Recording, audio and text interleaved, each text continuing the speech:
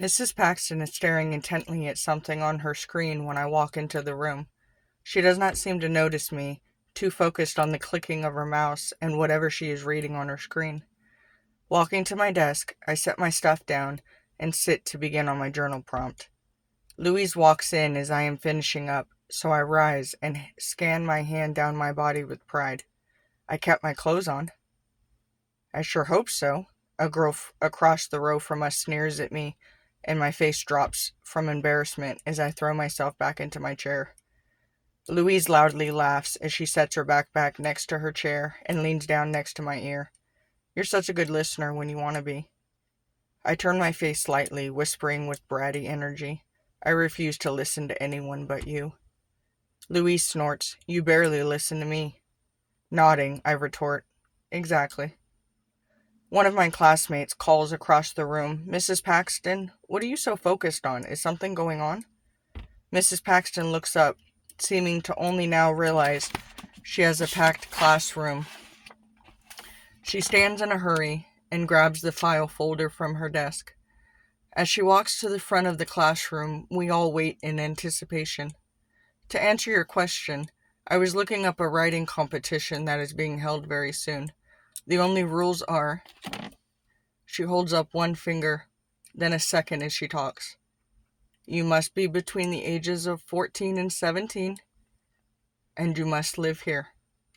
Looking around, I'm pretty sure that means every single one of you has no reason not to try. Do we have to? Somebody in the back groans, and the class murmurs along among themselves in agreement. Mrs. Paxton looks disappointed as she sighs and takes a couple of steps. She stops in front of my desk, raising her head to speak to the class. None of you have to participate if you would not find joy in it. The class starts to cheer, but silences themselves when she loudly calls out, however, there are a few of you that I think have a wonderful chance of winning. Mrs. Paxton's attention falls on me and I feel my face start to heat up. What do we have to write about? I ask in a low voice as I adjust in my seat. A huge smile spreads across her face as she bends over towards my desk. That's the thing. You could write about anything you wanted to. There's no wrong answer as long as it's something from your soul. Mrs. Paxton is radiating excitement, and I have no choice but to smile at her. Forgetting I am wearing a little bit of makeup, I pull my glasses off and rub my eyes. I groan when I see the eyeshadow on my fingertips, but look up at Mrs. Paxton. I have a lot going on right now. Plus, I don't know if I'm talented enough to win a state competition with my writing. Mrs. Paxton stares at me for what feels like a full minute. Then her head tilts to the side, and she utters a single word. Why?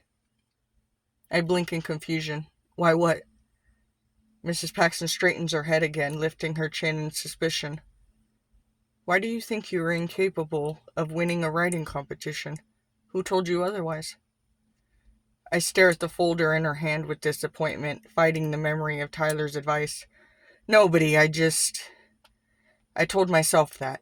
I suck at all of those little grammar things you try to teach us.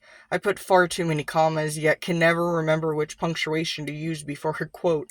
Plus, I try so hard not to say but a million times that I end up saying however just as much. That kind of stuff would get me torn apart in a competition. Judges like the people who can write with a million fancy synonyms for one word and not sound like they are pretending to be smart. Mrs. Paxton pushes out her lips, nodding. In an instant, she pulls her lips back to normal and questions me.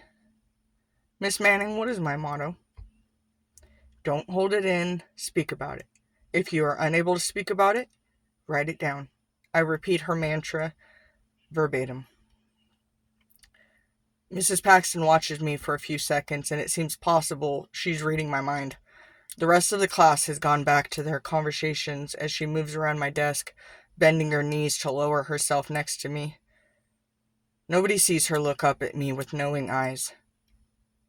You do have many things going on right now, most likely more than I even know about. I do know one thing. I know the compelling poems and stories you create, not the judges. not the people around you. Bianca, you write about the things others refuse to. You're so terrified of people judging you as not good enough, yet the amount of emotion you have the ability to feel is unlike any student I have ever met. You experience the pain of 1,000 lifetimes, but also somehow feel the joy of it too. Then you write that pain and joy down. All of that emotion flows right onto the pages.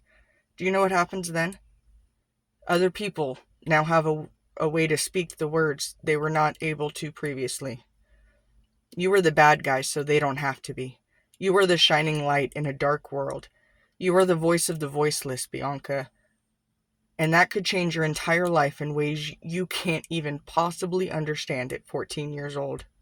You think you will somehow fail others by being creative. The only thing stopping them from finding their own healing may, in fact, be you refusing to admit how much you love writing. My poems are too intense, too depressing. You've read all of them. There are very few that I could submit for an entire state to read. Some of them I'd get dragged away to be locked up somewhere far away from the public. Your poems are the only thing you refuse to dilute. That's why you were terrified of them being too much for others. Do you love your poems? Yes. I read them every time like it is the first time. Sometimes I look back at something I have written and think, wow, I did that, even with the typos and the grammatical mistakes. Mrs. Paxton smiles with pride as her eyes start to water. Exactly. Even with the typos and mistakes, you still feel empowered. That's my point. She takes a flyer out of the folder she brought over and slides it across my desk. Placing her hand on mine, I become transfixed by the sparkle of her nails as she speaks. I know you want to change what is happening around you lately. You can't change the sources of the pain, but you can write about it, even if you never submit it to this competition. If you don't want to submit anything because the added stress would hurt your mental health, I'll be proud of you for protecting your energy. However, if you're hesitating because of fear, or the things someone has told you about your ability to write, do not be controlled by that. You have a gift, and you deserve to share it with anyone you choose to. If a judge in the competition happens to read your work and is more devastated by your use of but or a comma than they are over the message you are expressing, that is their problem. Imagine if you wrote about how you are feeling right now and about the things kids your age are going through, the moments that have shaped you in the past, the people who have made a lasting impact, either good or bad. You could change the world, bestie.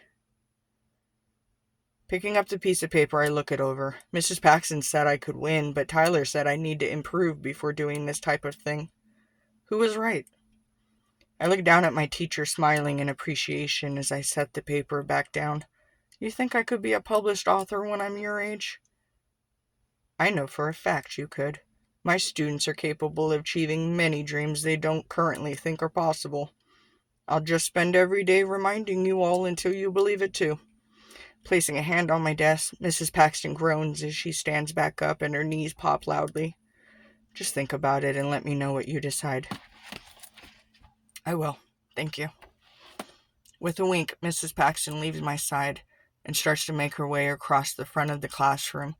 In a split second, her head snaps to the student sitting next to her and she points. If you don't have another one of those bags of chips to give to your favorite teacher, I recommend you put it away before I walk over and fight you for them. The class erupts in laughter, including the student who takes their hand out of the chip bag and puts it away obediently.